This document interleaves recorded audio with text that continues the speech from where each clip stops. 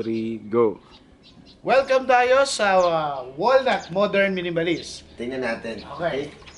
So, pagbukas, ayan, nandito ang ating mga kasama sa Philinvest. So, kung mapapansin nyo, malaki yung living room area niya. So, ang Walnut Mod, actually this is 3 bedroom. Wow, 3 bedroom unit. So, meron tayo, unahin natin yung master's bedroom. Okay. Ito yung master's bedroom. Check nyo. Yan. Malaki siya. Kasyang Mag-asawa. Couple. mag-asawa na may Baby. baby. So, bedroom 2, pwede sa kay baby Kay baby boy. baby boy kasi naka-blue. Nandito naman si baby girl. Ayan. At andito ang kwarto ng baby girl. Yan.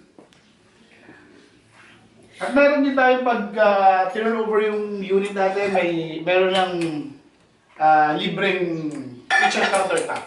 Kasama na po ito, may tiles na rin siya, may Okay. pintura na rin siya, may division na rin siya. Yung banyo.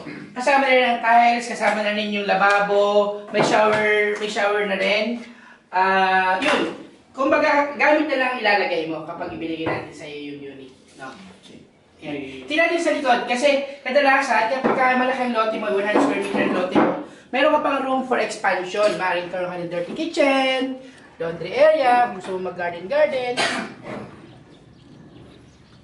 Okay. Tapos ito may roof deck ba siya?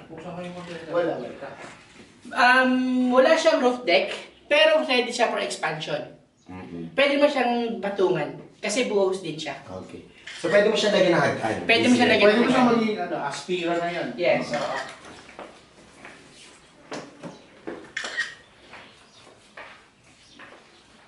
Okay. Tsaka Pag-iba pansin nila